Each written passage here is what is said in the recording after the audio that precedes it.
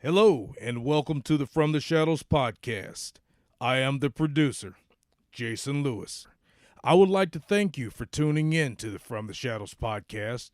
And without further ado, here is your host, Shane Grove. Welcome, everybody. This is the From the Shadows podcast, and I'm your host, Shane Grove.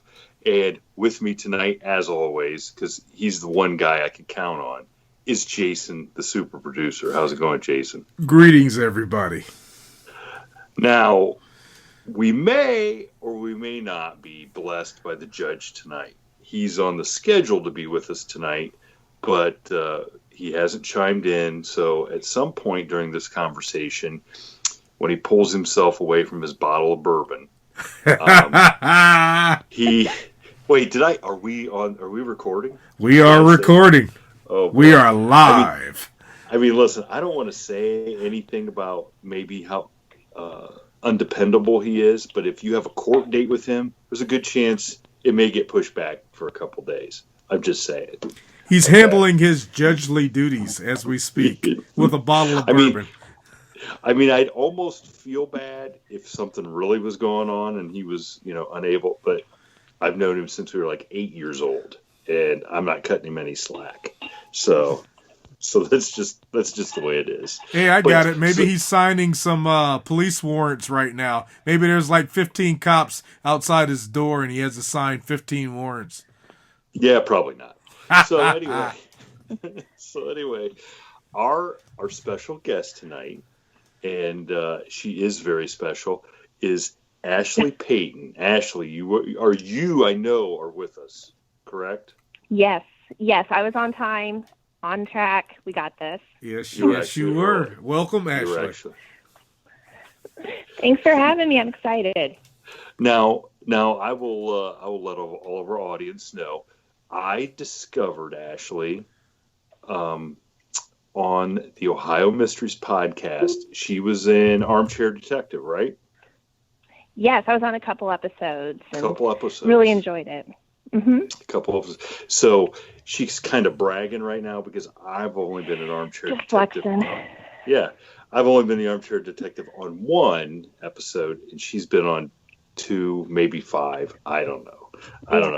I think maybe she's gonna have a regular spot on the Ohio Mysteries podcast. There you go.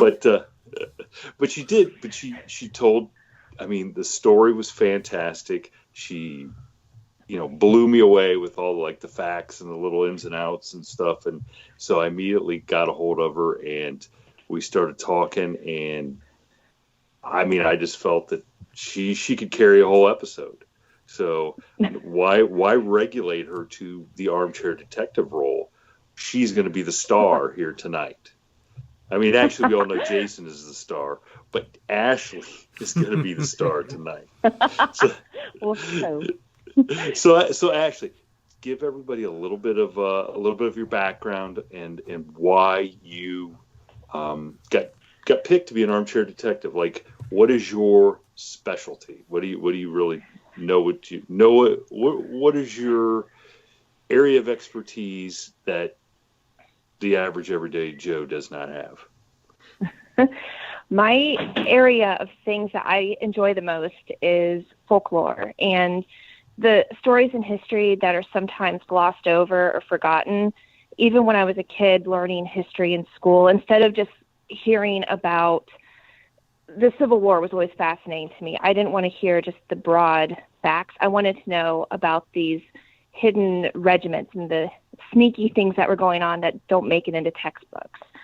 So when I got older, I became director of the Wyandotcounty Historical Society and was there for several years. And a lot of my exhibits kind of centered around folklore and bringing history alive in a way that you experience it rather than just reading it stagnant in a book.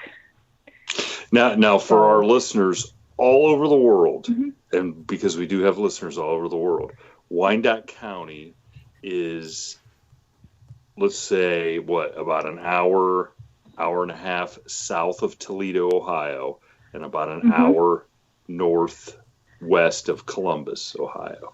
So it's a real rural part of the state, but it's very rich in history. Yes. Yes. So just to give everybody a little frame of reference, where you're at. Sounds like you're out in the middle of sticks, but you're right in the middle of all Pretty the much. action. Yes. Yeah, and we were pretty lucky. The exhibits we did were recognized pretty much throughout the state for different things we did and brought in from across the state. It was just, I really enjoy the things that are missed and try to highlight that. And folklore is something that's easily forgotten, especially when it's right in front of you. So that's something I've always tried to nitpick apart in a way, I guess. And folklore isn't necessarily like something supernatural or paranormal or anything. It's just a story passed down about something kind of out of the ordinary, Yeah. For the most part, a lot of the stories that I follow up on are stories that I've been told growing up in the area. And what I've done then is taken these stories and cross-referenced them with our public library. I pull out the archives of the old newspapers. I'll pull out death certificates. And I'll find the root of the story and find out that a lot of times, yeah, the stories are embellished to some degree, but a lot of times the stories are stranger. The real truth is stranger than the folklore, the fiction stories that you may have heard. And so that's what we've really tried to do with some of the Armchair Detective or the other presentations, is really bring to light that, yes, these stories are passed around throughout the state or wherever, but there's usually a lot of truth ground into them that's just is bizarre and crazy and wild. And the way you just described that, if he was here, he would be able to defend himself, but he's not. Those sound like the tales that the judge tells from his college days at Bluffton. They're bizarre and strange, but at the root of it, there is more truth than you could even imagine. And oh yeah. So what's your favorite, like the folklore type? So what was your favorite story that you dug up from Wyandot County, as far as maybe like you mentioned the Civil War stuff, was there some Civil War stuff, some even stuff older than that really interested you? Some of the ones that were really interesting, I have friends that are part of the Wyandot Nation, and one girl, she works in the cultural center and sent me stories from the Wyandot Nation. And some of those are just eerie. The one in particular was a man that was wandering through the woods late at night, and he came across little tiny mouse prints leading out of a hole. He went and looked further and saw that the hole was actually a grave. And as he looked, the prints went around the grave, went down in the hole, and then left. And he continued to follow those trails of prints, and the prints changed from a mouse to a raccoon, a larger animal. He continued to follow those, and it turned to that of a bird. And he got to the clearing, and as he approached the clearing, he saw smoke rising up in the air. The man was kind of concerned on what was going on and scared at the same time. And as he got closer, he saw a man huddled over a fire, and it looked like a heart roasting on a stick. And the man yelled at him, and he ran from the woods and never to see him again. And the Wyandot folklore was that it was a sorcerer that was collecting hearts. And these are stories that have been passed down from Wyandot Nation, transcribed, and are still being told today. And they're all based from our area here. So the sorcerer was turning himself into a mouse to get into the grave to collect the heart. Yeah, to collect hearts. And then transforming itself into like a raccoon, probably to be able to carry the hearts back. Yeah. That's pretty cool, actually. Shapeshifter. It is really creepy when you think about it. Yeah, it is. So what is that like rooted in? Like what is the, I mean, I don't know that maybe there are, maybe the Wyandot do believe in that sorcery that, that somebody could transform into a mouse and do that sort of stuff. But you just wonder, I mean, is that literal, or is there something, what does that stand for as far as what's the metaphor for that? makes you wonder. And it was transcribed from their native language, and it still is being passed down. So it's not a story that they recently decided to come up with and start telling. This is something that was transcribed by older generations, because the problem with folklore is if somebody doesn't start writing them down, the stories are getting lost. So there's a big effort right now that they're trying to transcribe stuff and record it. And that was one that was told years and years ago. Holy smokes. Yeah, that just makes you wonder, like, what is the basis for that, you know? Yes, that's what I was just thinking. It makes you wonder how that story was originally told, and then in order for it to be remembered and passed down to the next generation, what little subtlety has changed from one generation to the next, as the story evolved to what it is now. It's amazing. Yeah, it creeps me out. The one that I found in the newspaper, and I told you about it when I was talking on the phone, was the disappointment room in Upper Sandusky. Oh yeah. Okay. That one gave me nightmares for weeks. Well, tell us a little bit about the disappointment room. I'm unfamiliar with that one. Disappointment rooms were really common more in the antebellum South. A lot of homes had small rooms built either in the attic or the basement. They were called disappointment rooms. When children were born with different deformities or developmental delays, they were kind of shunned. A lot of times in the South, you had that strong bloodline that you were very proud of. Mm-hmm. And so to have a child with a disability or anything, it was considered a disappointment at that time. So I've heard about disappointment rooms. I've seen some pictures of them. And when I was doing my research, somebody told me the story about a home here in Upper Sandusky that had a disappointment room. And they were in there replacing wallpaper.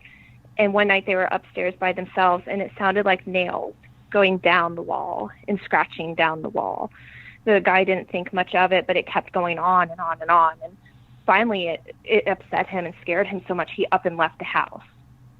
So I didn't think anything else of it besides I didn't want to go in that house.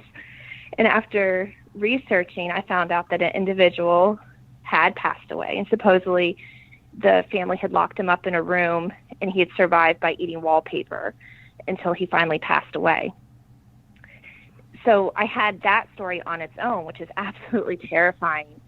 But when I went further into the archives of our newspapers, I found out around the same time that this individual passed away, they had started seeing a sighting of a small child that was deformed, kind of looked like just a deformed individual down by the riverbed playing with the frogs late at night. And the newspaper kept going on about how he was running away from people and they were trying to catch him, but they never could catch him. So it's highly likely that the person that was being hidden in this disappointment room was sneaking out at night, going down to the river and playing with the frogs. Yeah. Because the house and the river were like right across the street from each other. Wow, that is creepy. First I wanted to jump in and say, I grew up in a disappointment room, but that was just me. I was just a complete disappointment to my mom and dad, and and even the frogs wouldn't play with me. But that is so hard because, like, what time frame are we talking? I mean, you're talking like early 1900s, probably, right? Yeah. So not that long ago. It's not that long ago at all. Yeah. To think that, people would just, and we know it happened because some of the most famous families in America had siblings or aunts or uncles or cousins that, got sent away to the insane asylum or to the home and were just left there, but to do it in your own home, to have a child and just totally shut them off from it's so hard for me to wrap my head around, but when I found that article with talking about the boy by the river, the deformed, it didn't even say boy, I forget the actual verbiage, but they didn't even really acknowledge him as a human. And it's very obvious, knowing where the house is and where the river is. It's highly, highly likely that it was that child that was going out only at night where he wouldn't be seen to be able to go out and play for a bit. Now, has there been any stories paranormal wise that, something is seen in that house or still down by the river to this day? I'm not sure. When my friend was in there re-wallpapering, he swore that he could hear what sounded like nails going up and down on that wall, and that he was convinced it was the ghost of that child who had died up in the room from eating the wallpaper. I haven't heard any more stories about it, but I don't really want to go verify it for myself either. Well, it fits the classic case. That child was very sad, and I'm sure there's a lot of negative energy up there, so that's definitely a possibility. And eating wallpaper had to suck. I mean, how about eating a frog? If you're down there and able to catch a frog, go ahead and eat a frog. Yeah. Or if you're going to sneak out, don't go down to the river. Go to the AJ's Heavenly Pizza or whatever around the corner. There you go. That was long before AJ's Heavenly Pizza. And this episode is brought to you by AJ's Heavenly Pizza. Do you think we can get a free pizza out of that? I don't know. Maybe they probably don't listen to podcasts. But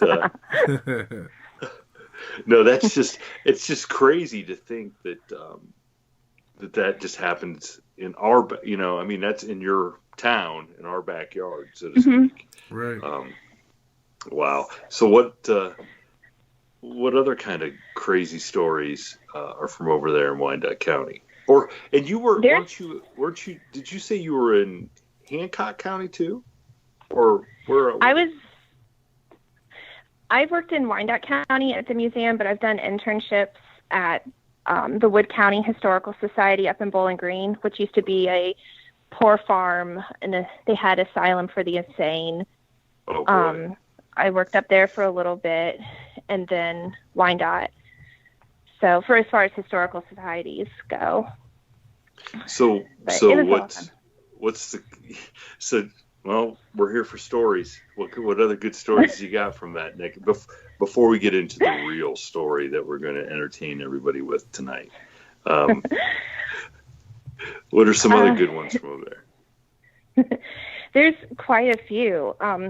The one, when I was working one night at the museum, we always had to say goodnight to Mrs. Beery. If we didn't say goodnight to Mrs. Beery, it never failed. The security system would go off, the alarms would go. It was really embarrassing to have the police. And a lot of times the police didn't like going into the museum. So they would send myself or my husband in first, and then they would come in after.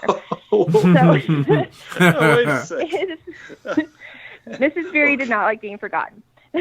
Okay. But now, is it her house that the museum's It was her in? home for a while. Yes, Okay. It was a Beery home, and it stayed in their family for years and years and years. And I never had any problems with Mrs. Beery, but I always made sure to say hi. I would listen to music, and it wouldn't be uncommon. I love 1950s, 1960s music. I love Johnny Mathis, and whenever I would listen to Johnny Mathis or I can't think other artists from that time period, it would jump. I'm not going to date myself by blurting out Perry Como, and Fats Domino, and Bill Haley in the I'm not going to do it. Okay? Whatever you do, don't even try. So. She did not like Johnny Mathis. Well, now, as soon as you said Johnny Mathis, of course, what, I bet you can guess what springs to my mind as soon as you say Johnny Mathis. The greatest X-Files episode ever, where the song Wonderful, Wonderful is playing. I mean, you've seen that episode, right? Yes, no? Oh, yeah. Yes. So imagine, Jason, were you an X-Files fan? Oh, yeah. Yes. So you know the episode I'm talking about, where the little town of Mayberry, where the people were like inbred. Yes, I remember it. Yes. And as they pull away, the Johnny Mathis song is playing with the mom in the trunk, and right. I mean, Can you imagine being in a haunted museum and the radio, that song comes on the radio? I mean, That you got to would be break creepy. you got to break your pencil, don't you? If you're like, Yeah, it wouldn't be uncommon. You would see black shadows. We'd hear footsteps walking from one end to the other. I would make sure to have the museum blessed every season because it would get a little bit different feeling in there at different times. And whenever we would have it blessed, it would usually calm things down for us. The one story I was thinking of, the year we decided we were going to do a Holocaust memorial exhibit. We worked with Farmington Hills, Michigan. They have a wonderful Holocaust memorial site, and they helped me develop the exhibit. And we had Nazi items setting out. So I was sitting down at my desk doing my work when I was by myself, so I was convinced. I heard hard sole shoes walk from one end of the museum to the other, down the back staircase, and kick the back door. And I absolutely froze because you can tell the difference between like a tennis shoe or a dress shoe. These sounded like hard sole military boots like kicking boots, the back door. Now, And now, when you said that, I envisioned the lady like coming down, looking at this stuff on display, and just being ticked off, and it's like, how dare you bring this in my house? Me, I envision Nazi boots. That's what I thought. Them high knee high boots, like Stasi boots. That's what I envision. Okay, well, that's what you envision. I envisioned the lady being ticked off. All right, saying, "How dare you?" Yeah. I don't know. Whoever it was heavy shoes. They were big shoes. At that time, I had German rifles, like Lugers, on display and stuff. I was terrified somebody had gotten in and had gotten one of the guns or something. I ran out. We called the police. Like it was really scary, and there was nobody in the museum except me. So after that, it was kind of like, okay, we're gonna bring in a minister and bless this again. But I don't know if the Nazi memorabilia upset things, if it was what it was, but it was like the whole atmosphere in the entire building just changed within an instant. Well, so I'm assuming it's all original artifacts from World War II. So, I mean, imagine, if we're talking about the sadness and the terror and the horrible stuff, imagine what's attached to anything that was tied to the Nazi regime. Oh my gosh. Oh yeah, there's probably a lot of negative energy attached to multiple items. Yeah, if you had original artifacts, yes, I believe. So what? And this is just a side note out of my curiosity. What possessed you to want to do a Holocaust theme in Upper Sandusky? Like what was the tie-in?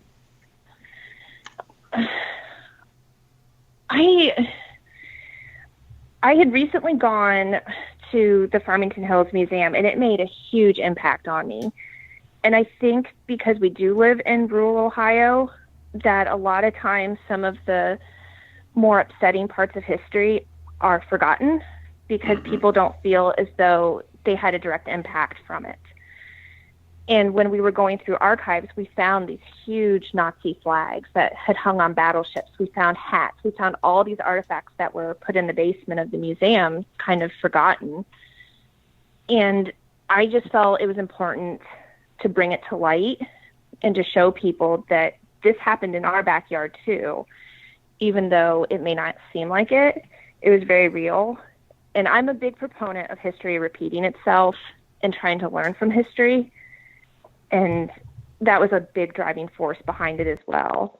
So in other words, it's the impact World War II made on the smaller rural communities was from the soldier standpoint, going and experiencing it. And it wasn't that there's a huge Jewish population in where we're from. And I see what, and I think that's kind of what you're getting at is, yeah, we all saw it from one side here, but didn't necessarily understand how it affected the other parts of the population. And you're right, we kind of get in our own little bubble and don't want to see the world from a wider lens. It's our own little narrow view and think, well, what do I care? That's not happening to me. So it's like absolutely. Yeah, the modern millennial viewpoint, very similar to as you described it. Listen, we're not going to talk about my daughters. not my oldest daughter. She's fantastic. Okay, but she would not be a millennial. But yeah, that generation is. Whew, that's a whole nother podcast. Man. Yes, that's a whole absolutely. Nother podcast. I don't even know.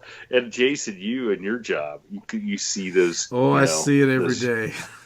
Oh my goodness! I'm sorry, Ashlie. It's We're not bringing pretty. This whole thing right down. Yeah. Talk about some horror stories. Anyway, so all that Nazi memorabilia. Or I guess memorabilia is the correct term to use it. Yeah. But so that was all down there. So what else is in the basement? You know what I'm saying? Yeah. I mean, can you imagine what is in the basement of all these small town historical societies and museums? Yeah. All across this country. Oh, it would be amazing to just be able to just go and explore. Yeah. Amazing. It's incredible. And we got everything out of the basement. We had to air things out. I think a lot of them were ran by an older generation that it was so raw and had recently happened and had soldiers that were over. It was easier just to box it up and forget it until they were ready to address that and accept it as history.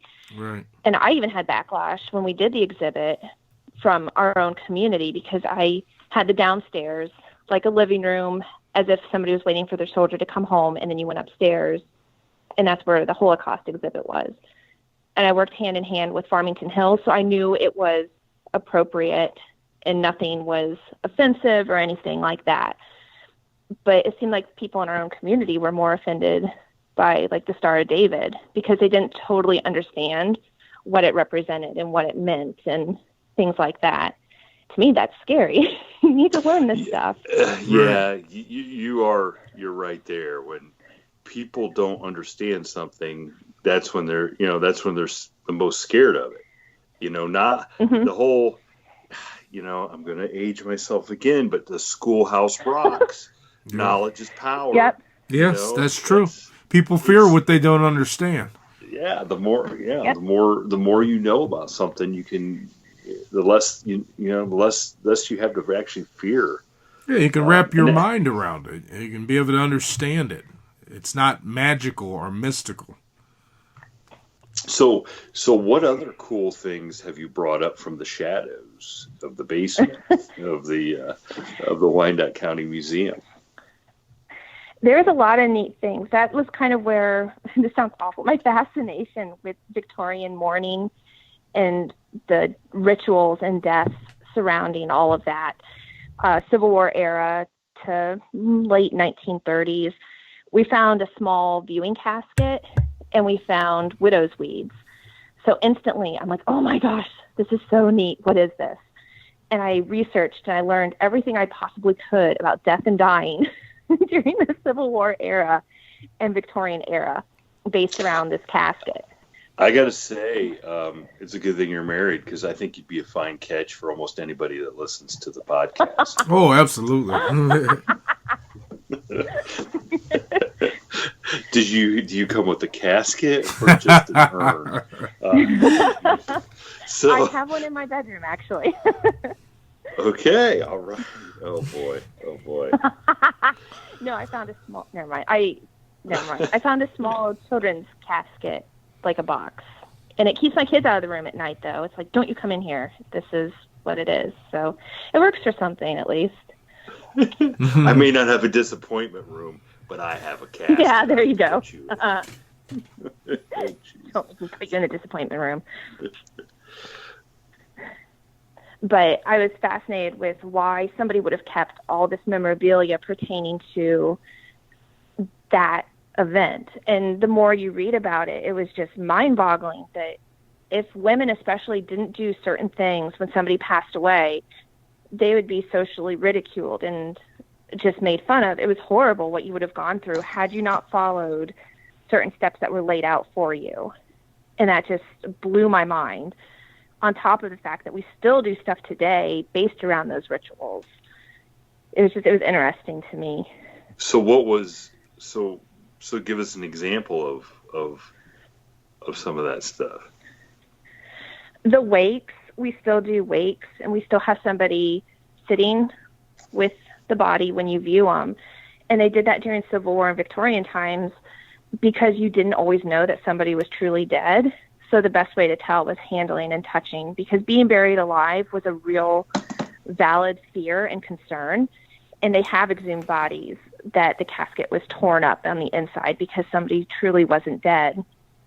So you still had somebody there to make sure. But also, when it got colder, you would have mice and cats and bugs and everything that would try to get to the body. So somebody would stand there all night to try to make sure nothing got to the body. And if you were from an affluent family, they would be able to hire somebody in, and you would have the casket in your house. But if you were lower income, it wouldn't be uncommon for the children to have to sleep with the dead body. So it's just, that's creepy in itself, but that we still do wakes.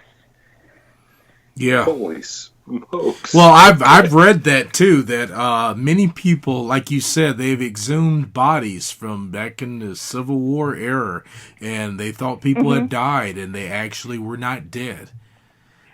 And they clawed themselves. They had to die a horrible death. That's just very creepy. Well, I believe our William Krejci, when he was doing research for the cemeteries in Cleveland, right? Didn't he tell us a story about that? He did allude to that. Yes, he did.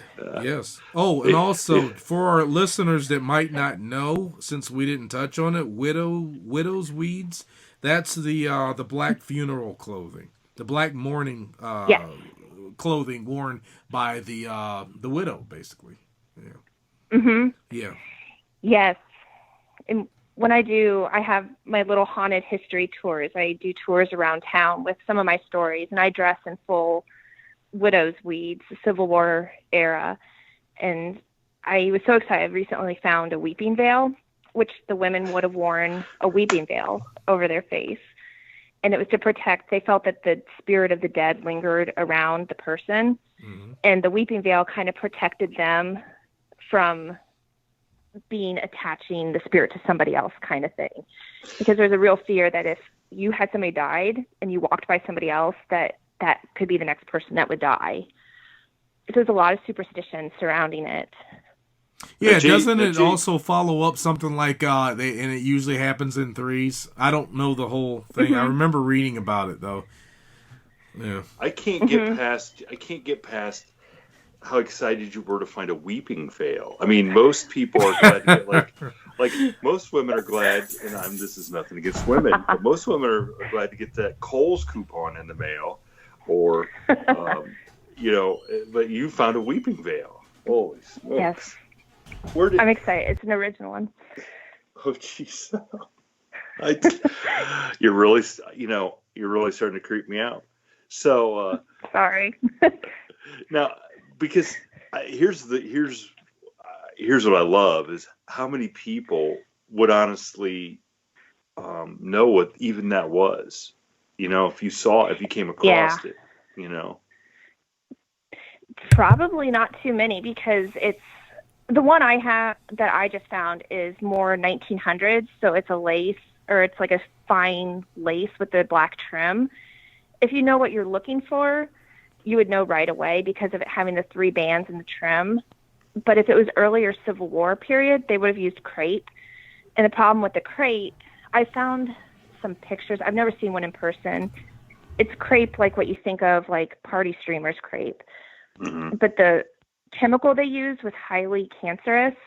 So people would have this over their face, and if it would rain or anything like that, it would release the chemicals, And a lot of these women ended up developing cancer unknowingly. It would eventually die because they were ingesting these fumes from the crate. Now, You did can that still find excite? some, but not much. Did that excite you to find that out that happened? It's interesting because it's so tragic and upsetting that you're doing something that society tells you to do, and then it ends up killing you. That's horrible. Yeah, I mean, talk about irony. You know, you're mourning someone's death and putting yourself right in its path, literally. Because your tears would be just as good as rain or getting it wet to activate the chemicals, I would think, if you were really sad. Really sad. Wow. I love it. So you walk around Upper in in full morning costume. With a lantern. My goodness. Okay. Are you asking little kids to come near because you have some candy for them, or any of that? We're not doing it. Okay.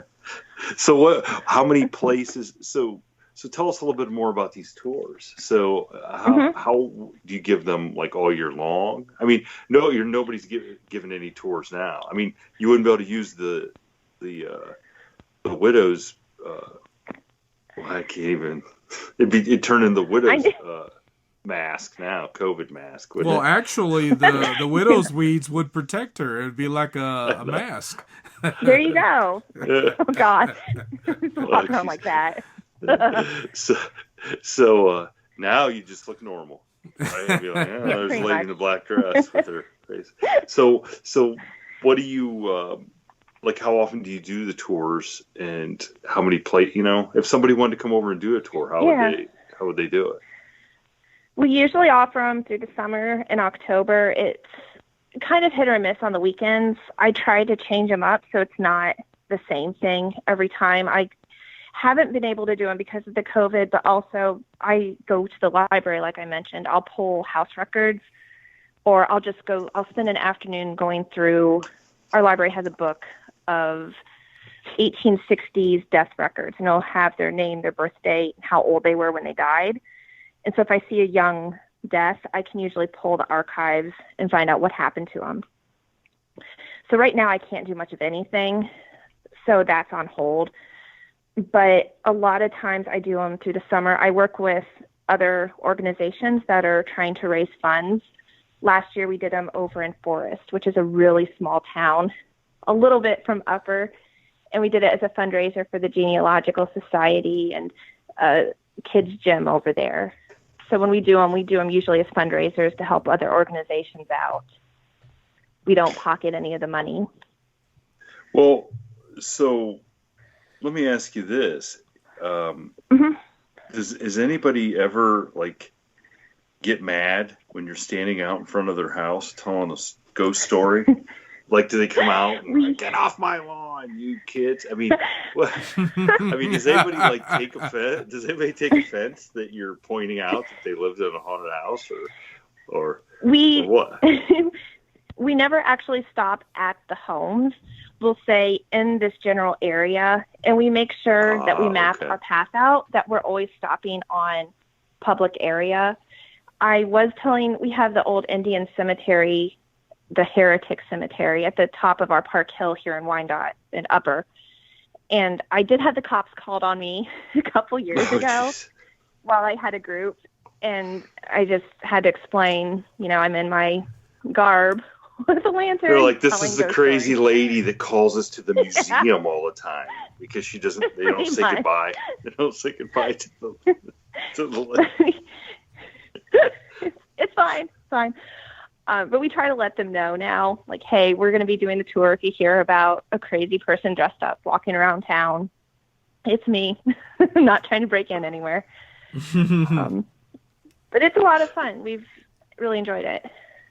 Now, so you seem really interested in telling these stories. Are you interested in going and taking the next step further and investigating them from the inside? Or is that something that you just enjoy the story and the what ifs or something, and you don't really want to know? I've done some hunts with a couple ghost groups, paranormal investigators, and it was a lot of fun. I really enjoyed it, but it seemed like I was having more activity at my own house, and we ended up having our home blast. I don't know, because I collect antiques. I'm not sure if I brought something home from one of my antiques or if it was because of the investigations. I really don't know, but we had some really strange things start happening. My daughter at the time was, I think, 2, and she would sit up in bed and look in a corner and start screaming and crying. And we had a ball pit for her to play in and a little baby pool. And I will swear on a Bible, it looked like 3 little drops of blood in the middle of the ball pit on the balls.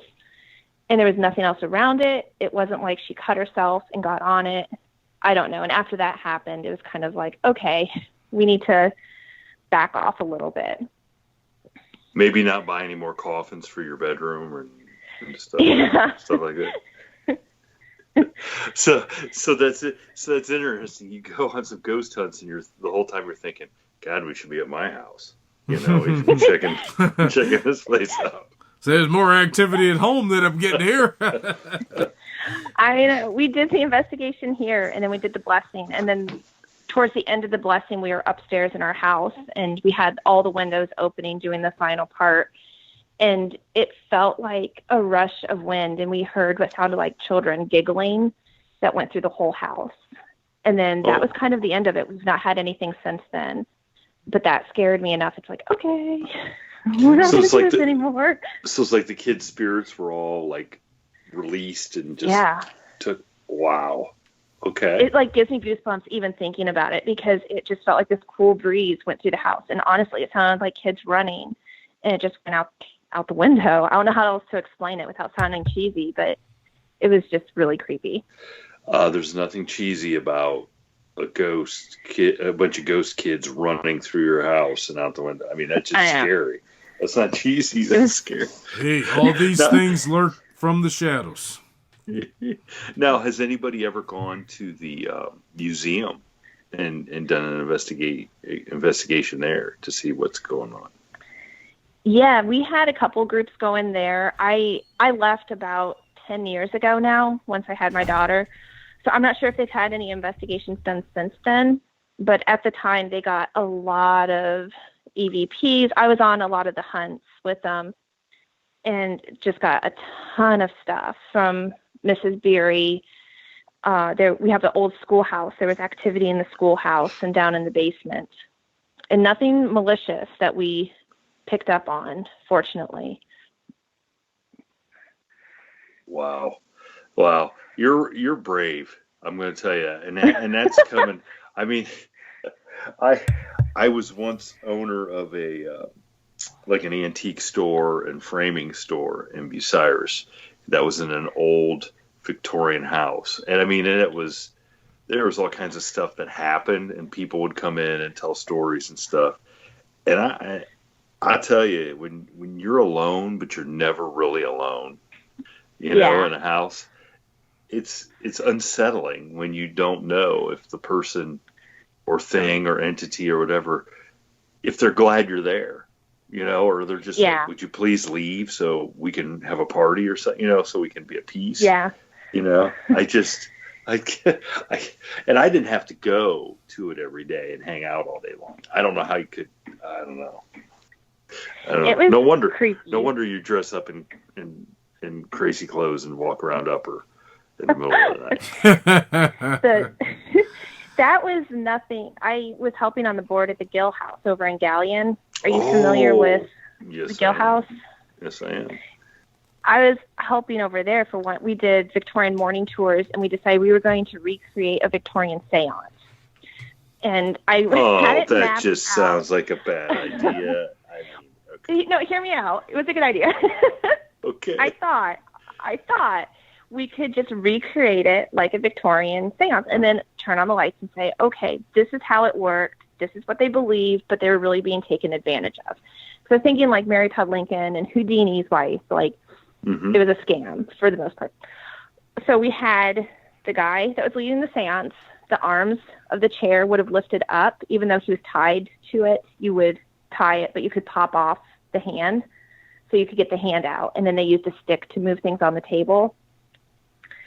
And then my mom was on one side, I was on the other, and my dad was in the basement.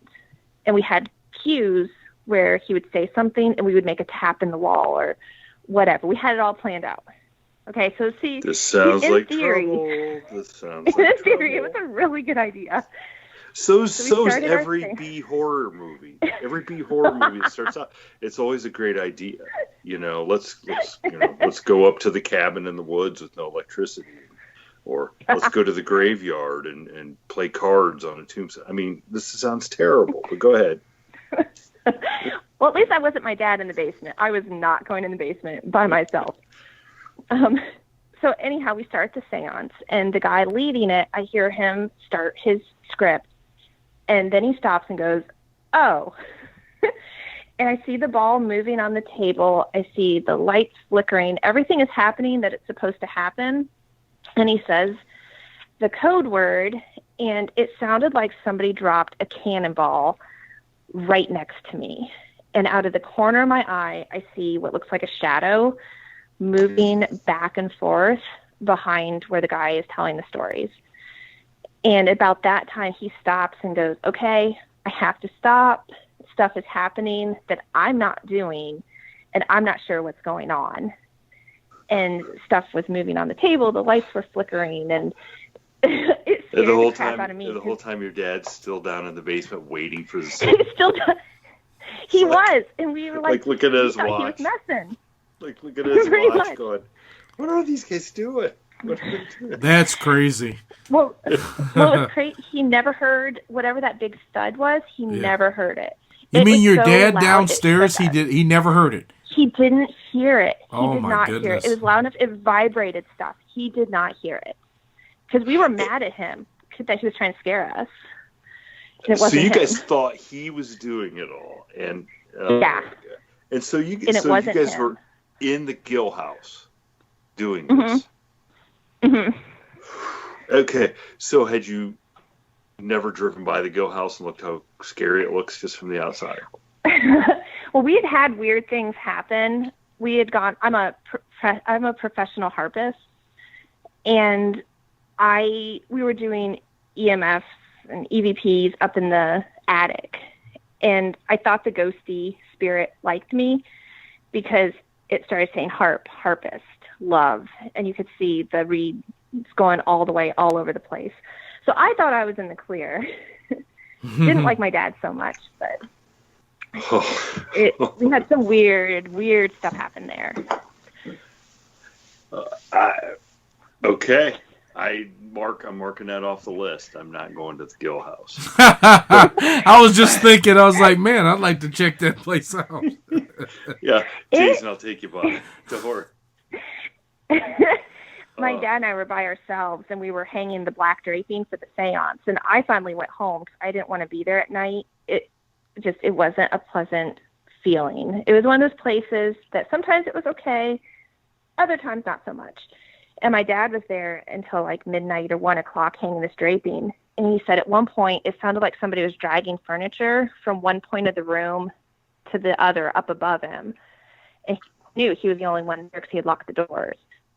And he was listening to music. He turned it off, and he heard it again. It just sounded like heavy furniture being dragged across the room. And he said he just turned up his music and told it to please leave him alone, and he tried to get out of there as quick as he could. And he still volunteered to go in the basement for the next. Yeah. Wow. Yeah. What a brave man. What a brave man. Oh, brave or stupid, I don't know which. I just... I'm shaking my head. Thank God we're not on camera. So this house, my palm print is on my forehead. Going, I can't believe they thought we'd be having a séance at the Gill house. Okay. Yeah. So this house was built by what? Bloomer and Nellie Gill. Mm-hmm. They were personal friends of Edison. Oh, okay. All right. They were good friends. So they were very and wealthy it's a rare people. Architecture. Oh, absolutely. They were affluent. Very much so. They had electricity. It was a beautiful home in its heyday, and hopefully they'll be able to get it back to where it was. And they do a lot of the hunts and the fundraisers and that to try to raise money to finish fixing it up from disrepair. Yeah. Yeah, the outside does not appear like they've done. I mean, the last time I've been by, it doesn't appear like the outside has been touched, but that would be a daunting task to do the outside. Oh, I mean, I imagine the inside's probably beautiful, except for the ghosts. Yeah, except the ghosts. Oh boy. Oh boy. Wow. Well, so, jeez. So, I mean, out of your bag of tricks here, you got any more good ghost stories or any good harps playing stories? I mean, I don't know. I don't really know anybody that can play the harp. No, me neither. That's the first. I mean, you're the first person. I mean, hey. and I've never written a song yet where I thought, man, I need harp. This would kind of be cool in the production to have harp come. But I may change my strategy. Now you'll have to. I may just throw that out there just to say I've done it and give you a shot at getting on a recording. Just There you go. I can't promise any radio airplay, but Hey, that's okay. But Yeah. It's been fun.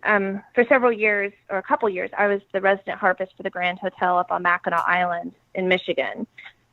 And that building was creepy. We had a lot of weird things happen on the band room and everything.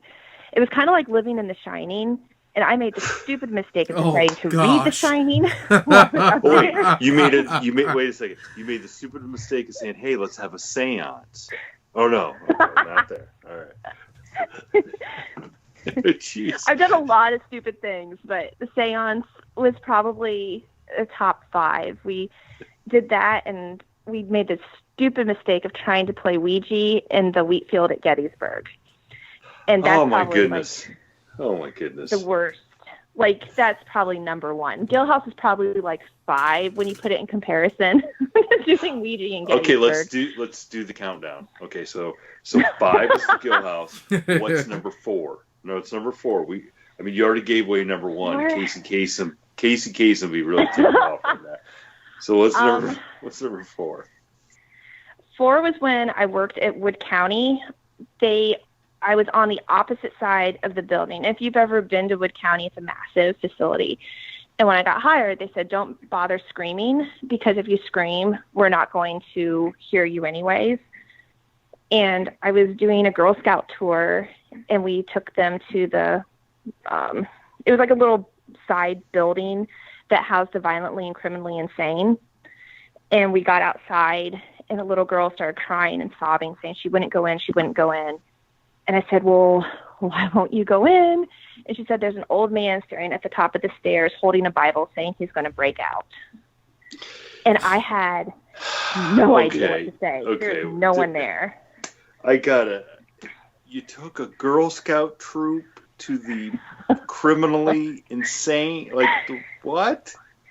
Well, we were supposed to do little stops around the buildings, the little, side buildings, because it's completely self-sufficient. So that's probably one of the not smart ideas. It was creepy. It was scary. It involved little kids and a ghost. Don't recommend. That's like in the let's create a horror movie. Like you have 2 piles of cards, and one is the haunted facility for the criminally insane Girl Scout troop. That's like plot right there. Okay, the Girl Scout. Okay, what's number 3? What's number 3? Oh Lord, I don't know. There's been a lot of questionable decisions. She's definitely courageous. That's for sure. I wrote Charles Manson, and I wanted a letter back from him. Oh gosh! Because I thought it would be neat. And instead of getting a letter back, I got this blanket letter that said that he may send you money periodically to do a deed in his name. And they said plant a tree or do different things like that. And it scared me so bad that I didn't know what to do. I didn't want to tell anybody because I'm thinking, oh my God, what if one of them comes and checks up on me? I don't want them sending me money. That was a little nerve-wracking for about 6 months. No, I don't want to.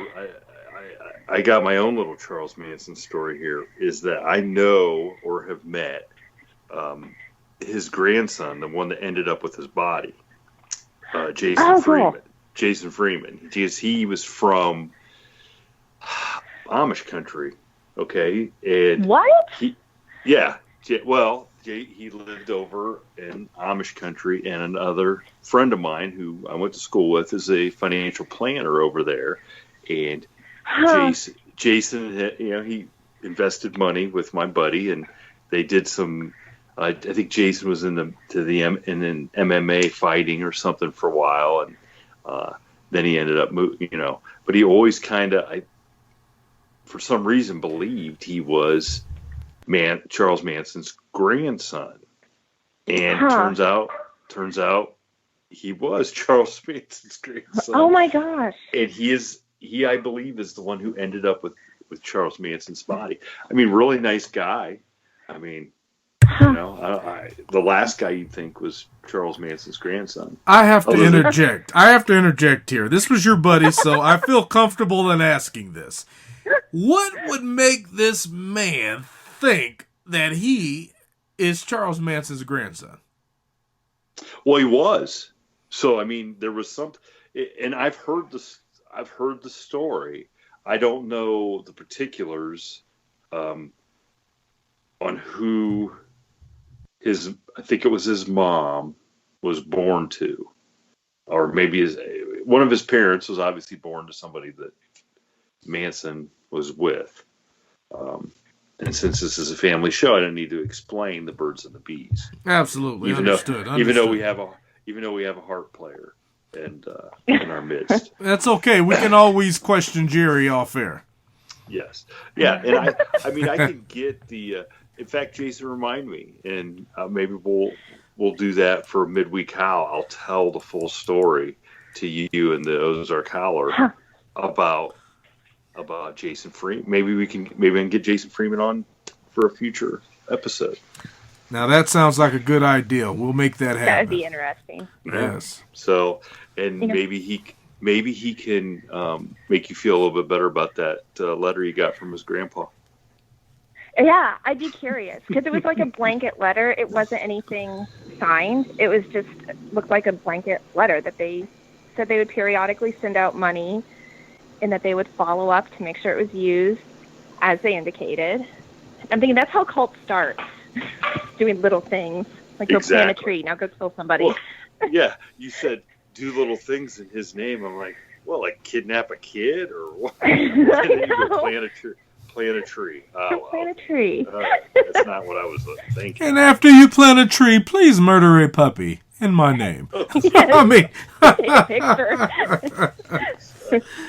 So tell us about the Ouija board on the Gettysburg battlefield. Ooh, because that just sounds. We started. Why not just dig up the battlefield at Gettysburg and bring it to the Gill House? And just have it. I know.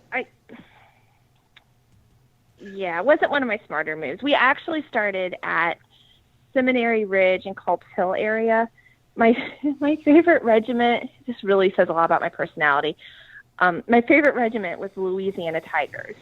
And the Tigers were this unit from... Did you have like a hat and a coat and stuff and like a program for the first game you went to? Oh, it's not that cool.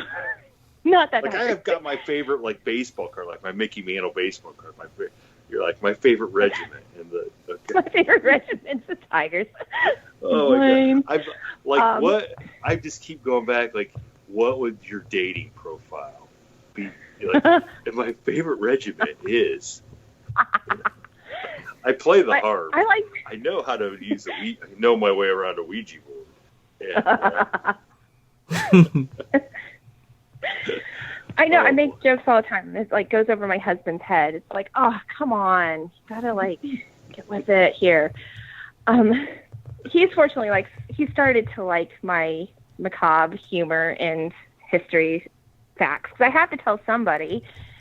So, but yeah, the tigers, they were criminals and they were these terrible, terrible people. And they were told, hey, you fight in the war and go kill people. You can be free if you survive.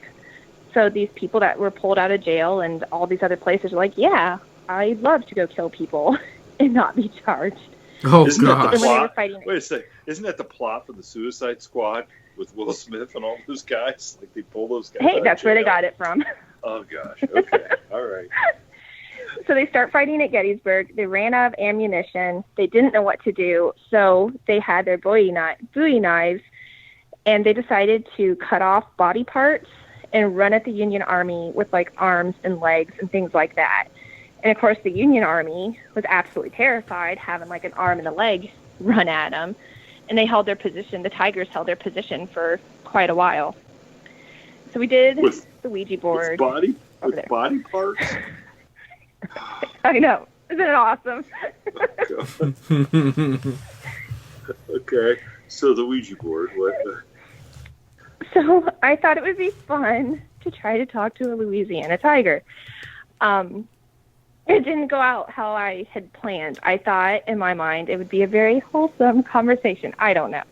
I don't know what I was anticipating, but it was terrifying. Every stop we went, we barely were touching I can't think of what it's called, the little mover thing.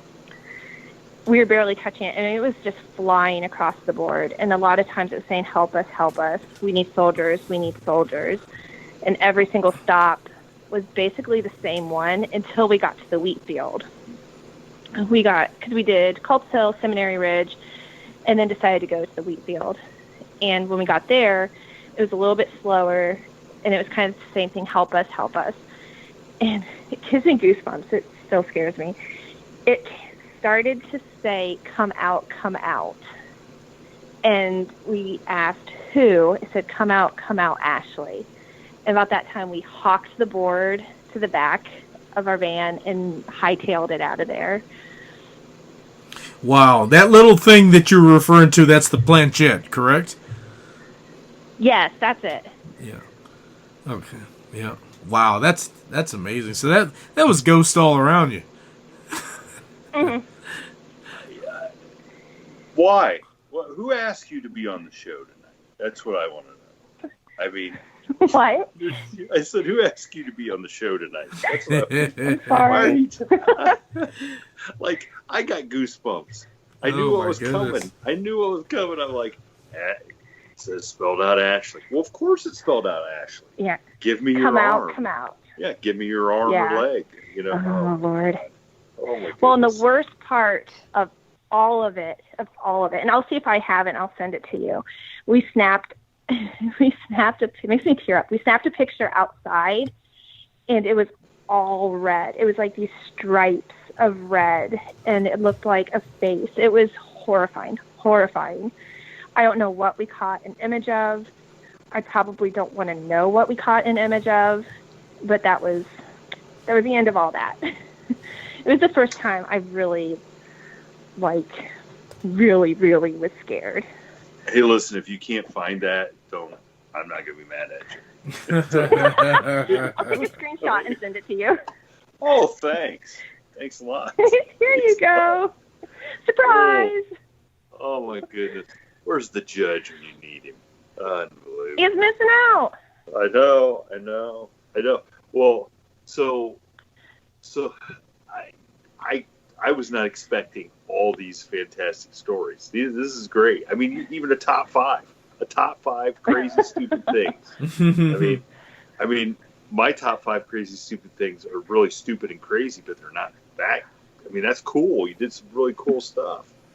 Jeez, wow. So I want to hear the story. I think all of our listeners and Jason deserve to hear the one story that nailed the. See, I hear she's going through her notes, Jason, all 10 pages. That wasn't me. That was Jason. Oh, the red slipper murder case. The red slipper Yeah. murder case. Okay, so Yep. Ashlie, let's let's just get into it. Tell everybody about the Red Slipper murder case. Okay. Well, this is actually my number 2 stupid thing I've done. So you can kind of keep that in the back of your mind. Yeah, I thought it would be number 1, to be honest. Wow. It's a close. Okay. It's close. Okay. But yeah, Red Slipper, it involved Roy Schnagel and Cynthia Fell in 1953. So a little bit ago, but not too long ago. They were both co-eds down at Ohio Wesleyan University, which is based in Delaware. So if you've ever been around Delaware, you know the campus. When you're going on 23, you can see the football shack from the road and all that sort of thing. Yep. But Roy, he was seriously just an all-American boy. He was very, very handsome. He had sandy hair, blue eyes. He was supposedly kind of shy and kept to himself. And Cynthia was absolutely stunning. She had brown hair, and she had just turned 19.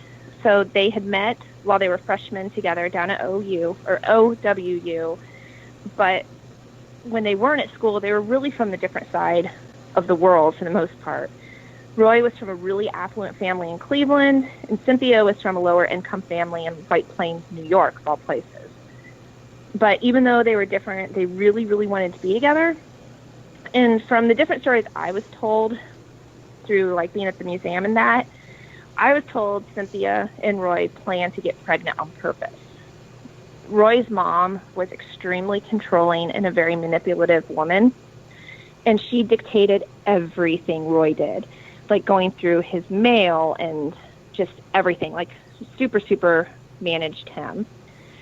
So when she found out that Roy was planning on proposing to Cynthia, things got even worse for Roy.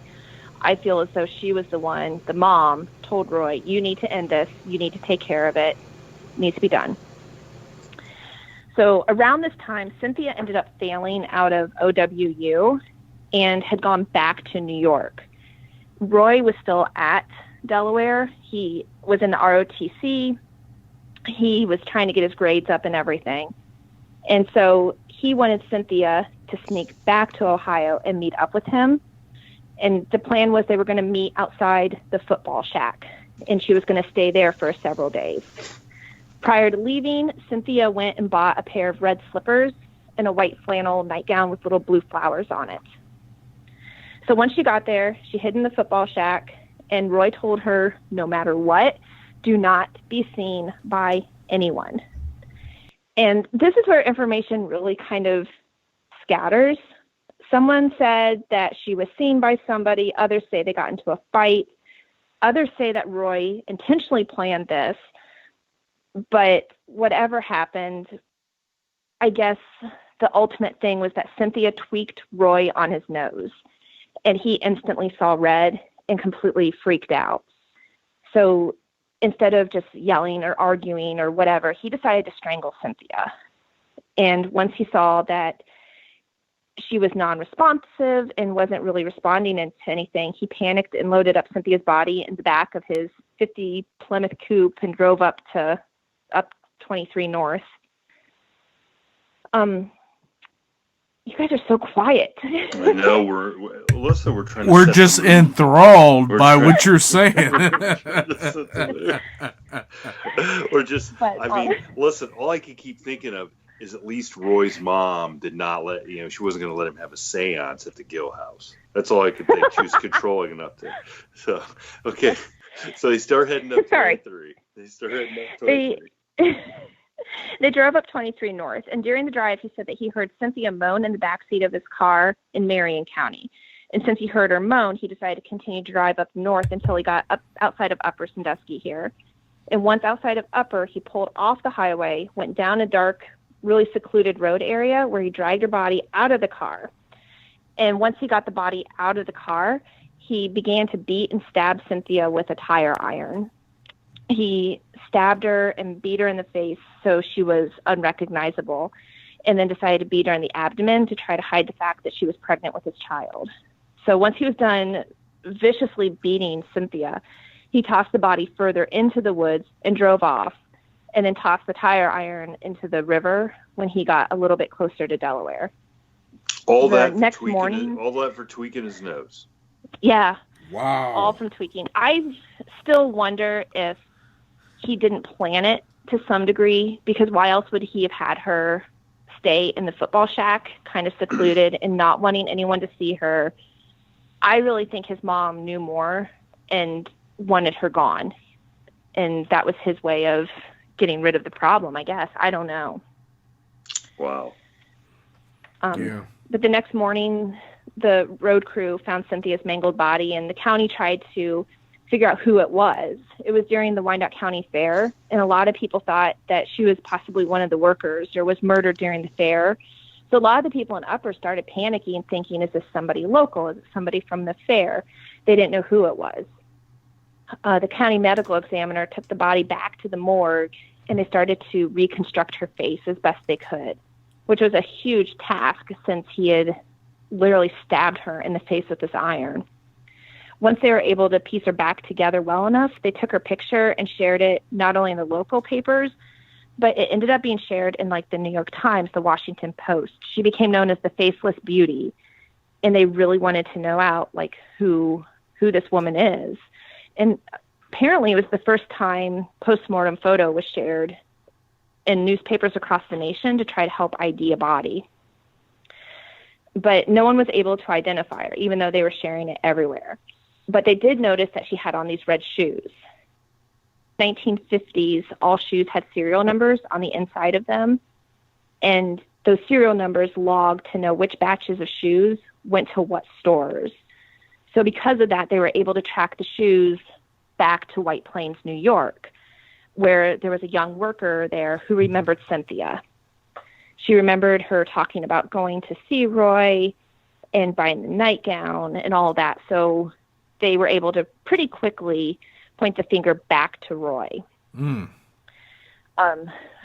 was actually approached as he was leaving the ROTC office, and he didn't even question anything. He just said, "Oh, I'm assuming this is about Cynthia." So they loaded him up. Like, there was no shame. They loaded him up and took him back to Wyandot County. And it's because in 1953, wherever the actual death occurred is where the charges were made. So he strangled her in Delaware County, heard her moan in Marion County, and then beat her in Wyandot County. So this was a huge deal trying to figure out where exactly to charge him at, because it depended on where she actually died at. And they finally decided that she officially died in Wyandot County because that's where he beat her with a tire iron. But later reports said she probably died from strangulation, but regardless. Well, how did he hear her moan if she died of strength? Yeah. I don't know. I don't know enough about the dying process. I don't know if it was I don't believe maybe that, but go the ahead. death rattle. I don't believe that you don't know enough about that. I mean, seriously, you got a coffin in your bedroom. I mean, Well, I would like to hope she died down in Delaware, just from the fact that was so brutal what he did to her that'd be up awful. here, that it would almost be a blessing that it would have been Delaware instead of up here. But they went back. He willingly went to the police to Wyandot, and they charged him with first-degree murder of Cynthia. And so he stayed in our local jail and was treated super well. His family was well-to-do, so they visited him every weekend. Supposedly, the mom paid neighborhood kids to bring him a strawberry milkshake from the neighborhood dairy barn every day, so he always had a strawberry milkshake. And they even allowed him to have a radio in with him so he could listen to the Yankees play in the World Series. He got a milkshake from the dairy snack. Yes. Isn't that the dairy barn, dairy snack? Yeah. Over there? Okay. Yes. Right. Wow. I mean, okay. You have to keep in your mind, like, what he did to this woman and the unborn baby. But he was handsome. I think you really need to put an emphasis on the fact that he was an attractive young man. That's why I've never for murder cases today. That's why I've never committed a crime, because I would be in big trouble. Because nobody's bringing me a milkshake. Okay, let's just. You won't get milkshake. Let's put that. But this was still being covered by the New York Times and everything. It was all over the nation. And he was finally charged with second-degree murder. It was dropped because he made a plea deal and was sentenced to life in prison at the Ohio Pen with the possibility of parole in 10 years. And this is what really upsets me is while in prison, his family was really good friends with the governor of Ohio. So he ended up not really spending much time with the general population. The majority of the time, he was the personal driver of the governor. So he drove the governor around the state and didn't really spend that much time in jail itself. And the best part of it, which is super upsetting, is he only served 10 years and a day for Cynthia's murder, mutilation, and the death of her infant. Oh, my goodness. 10 years and a day. He should still be underneath the jail. Really. Yeah. It was crazy. And he was approved for parole, and he was actually pushing for a pardon by a vote of 2-3 from the parole board on 11/15/63. It was in the national paper still for a while, but it was quickly buried because of a more important date, 11/22/63, which was JFK's assassination. So everything got kind of hidden, and kind of that was it because of how important the assassination and stuff was in the newspapers. Otherwise, it would have been interesting what would have happened there. Right. So that's where the story ends for most people. But here comes number two. Here comes number two on the list of top 5. Here comes number 2. Okay. While I was working at the museum, I randomly got an email one day from a guy asking me if I knew anything about Roy and what became known as the Red Slipper murder. The museum, we had a ton of information on it, and we also had Cynthia's red shoes that she wore when she was murdered. No so I way. sent Jim a message. Are you? Yeah. You have the shoes? Or what? Okay, all right. Her actual shoes, and that was the one thing I did not like handling in the museum is her shoes. How did you guys end up with that? How is that not evidence? That's what I was thinking. I was like, how in the world did you guys get a hold of those? The longest time the museum was at the courthouse, so we had a lot of the original items used for murder cases just in our archives, and then when we moved, we took that stuff with us. And in this case, I think they were donated. I'm not sure how we got them, to be honest, but we all have the nightgown, we have the shoes, so one perk. Oh gosh. Okay. But yeah, I replied back with him and told him what I knew and thought that was kind of the end of it. But Jim responded back quickly with, I know Roy. He married my secretary, who is a good friend of our family. He married a good friend of ours, and he had no clue what to do. We got to talking, and Jim said that they always used to joke with Roy about having a really, really bad temper, especially when golfing. He would get really, really mad. But they didn't think anything of it besides that he had an out-of-control temper. When Jim had gone to a class reunion, somehow Roy's name came up, and someone there recognized the name and said, hey, you know he murdered somebody, right? And Jim had no clue. He was just absolutely floored. He told me that Roy and his wife never had kids, and as far as he knew, his wife had no clue of his past. I guess once he was released from prison, and from what I can tell, he began to work for the Cleveland Plain Dealer in advertising and some other higher-up positions, and eventually retiring from there. And you have to keep in mind, this is the same newspaper that covered his murder trial, and his dad had a really high-up job up there. So I'm sure that's how he ended up getting hired. But Jim didn't. Yeah, Jim was kind of stuck because he didn't know, do you tell the wife or not? I mean, how do you bring that up? Oh, by the way, your husband's a convicted murderer, a brutal murderer. And you're talking but like 20, what time period are you talking? Like when this 2010. Okay, so 2011. Yeah, so 30, 40, God, how many years is that? 40 some years later, right? Yeah. From the time he got it. Well, no, way longer from the time that he did it, but nobody knew that whole time, and now all of a sudden just your whole life that you thought you knew would be turned upside down. I don't know morally. All thanks to you, by the way. But go ahead, keep going. Yeah, thanks. Keep Well, going. somebody else told him about it, so it wasn't morally me. Okay. But he didn't know what to do, and he finally decided that he was going to hold off until Roy passed away and then let her know, mainly out of concern because he didn't know how Roy would react and how he would respond. So around this time, being 24 and stupid and making really questionable decisions, I found Roy on Facebook. I thought that he's never going to accept my friend request, but he ended up accepting it pretty quickly. So I was totally checking out his profile and looking at his highlighted pictures of his life and his pictures of his beagles and just his house. Were you on the phone in the Gill house when you sent this friend request on Facebook? I should have. Just asking for a friend. Okay. So Be my friend.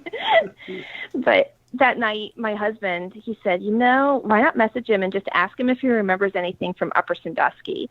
Because I kept going back and forth. I really wanted to ask him. I really wanted to know if he would say anything. And he's like, just ask him if he remembers anything from Upper. So I typed out a message and sent it to him, and not really thinking. And he saw the message almost right away. And so I started panicking because I'm thinking he knows I know.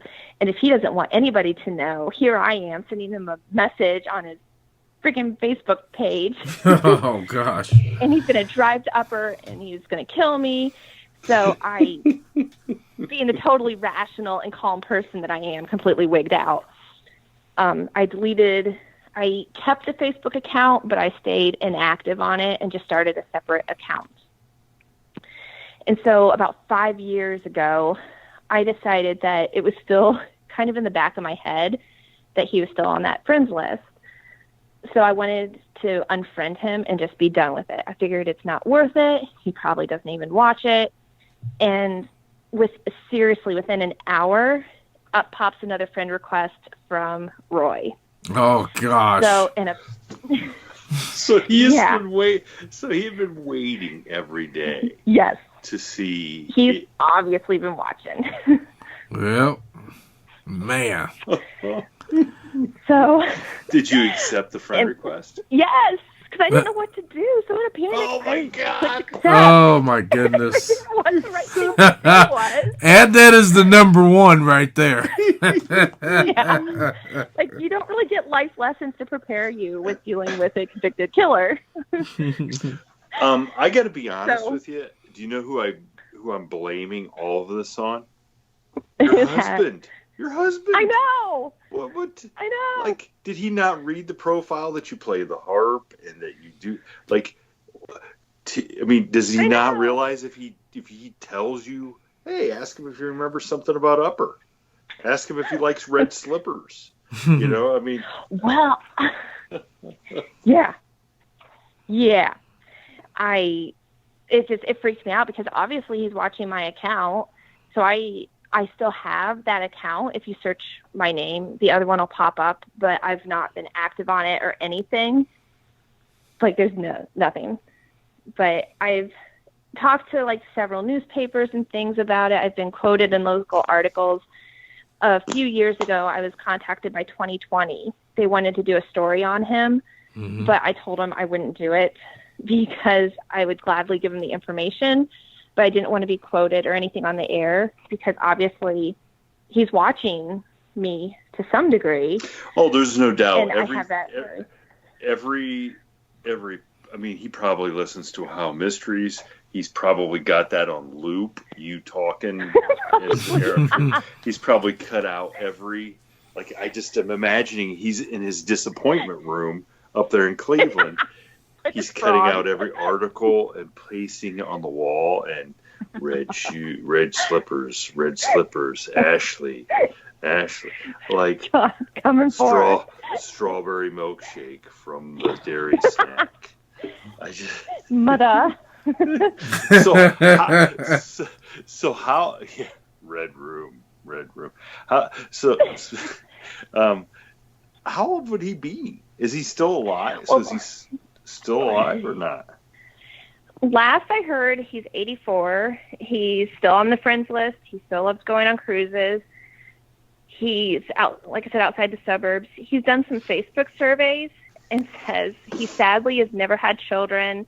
His favorite movie and book is A Time to Kill. I'm sure. So his favorite color was red. And you can see all this on his little Facebook quiz he did. His favorite color is red. A Time to Kill? Anytime. Yes. That's... Yeah. Well, it's just wild. Ashlie, it's been really hard to keep this secret from you, but on the other line is Roy Schneider. No, I'm kidding. I couldn't even get the judge. We couldn't even get the judge on tonight. How could I get Roy? So Jason, did I not tell you that this was like one of the dumbest things anybody's ever done? This is insanely crazy. I cannot believe this. And I might add, Ashlie, that story right there is also a good plot for a horror movie. Yes, it is. So I think somewhere there's a book inside you that my life is the plot for a horror movie. Take your pick. There you go. The Ashlie Payton drinking game. You take a drink and oh my gosh. Whoa. This is fantastic. Actually, I can see why people line up to go on a ghost tour or a haunted tour with you as the guide, because thank you. You have absolutely entertained me and Jay. I'm sure Jason. Yes, very much so. I'm speaking for Jason. Yeah, very much so. I'm seeing. Thank you. This has been super entertaining. I hope everybody that out there is listening is has been as entertained as we are, and goes and checks out some of these stories. And I strongly urge. Do you remember the title of the Ohio Mysteries episode about the guy in the woods? What was that? I forget what it was. The mafia murder, maybe something like that.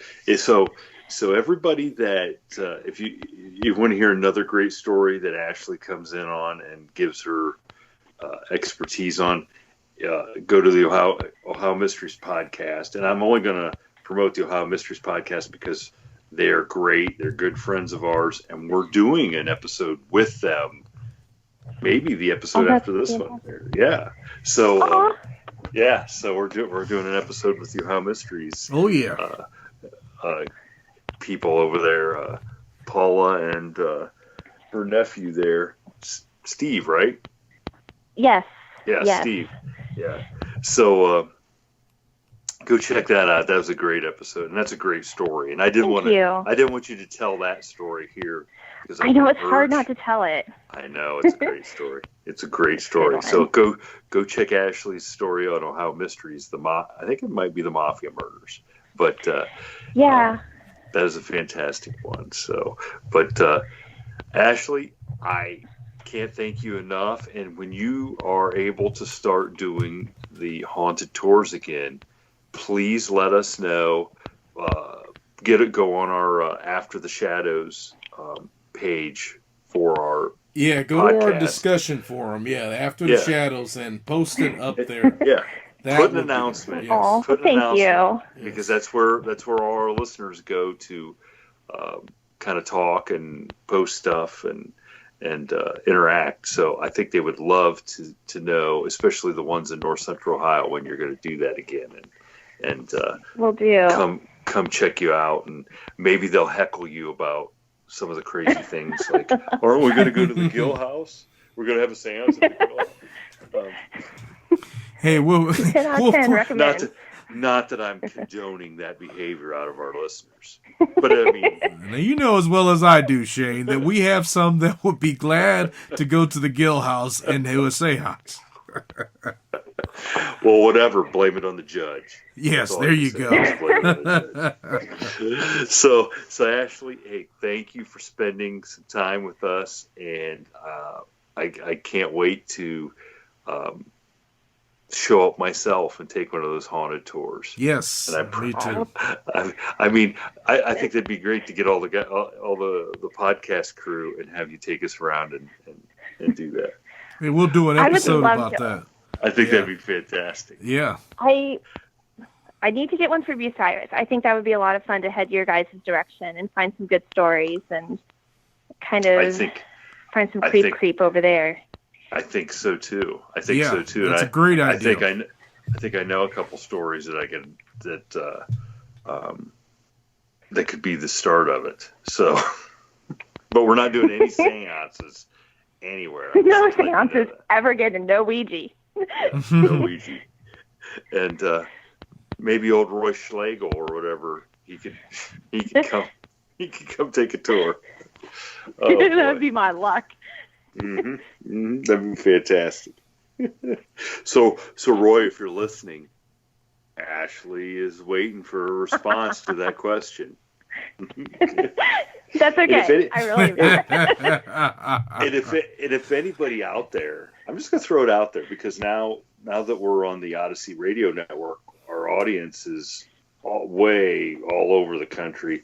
If anybody knows Roy, ask him why he never responded to Ashley's Facebook Messenger question. You know, I'd be interested to know. And if you can get a picture from the inside of his disappointment room, there's 25 extra bonus points. So Ashlie, thanks for joining me and Jason tonight. And thank you. Thank you, Ashlie. Like I said, can't wait to hear some more stories from you in the future. So thank you so much. Yes. Keep up the good work and keep being a cool chick. Because we'll try. The whole combination there can't be beat. Oh yeah, you're the best. So we'll talk to you later. Thank you so much. Thank you. Have a good night. Yeah, you too. Bye-bye. Bye. Ladies and gentlemen, a final word. Please visit us on our Facebook page, which is facebook.com/From the Shadows Podcast, and on our Instagram page at instagram.com/From the Shadows Podcast. You can visit our webpage at FromTheShadowsPodcast.GoDaddySites.com, or contribute to our Facebook discussion page called After the Shadows, and tweet us on our Twitter feed at twitter.com/podcast_from. Thank you for joining us, and we look forward to hearing from you all. Until next time, never shy away from the darkness or what may be lurking in the shadows. We are out.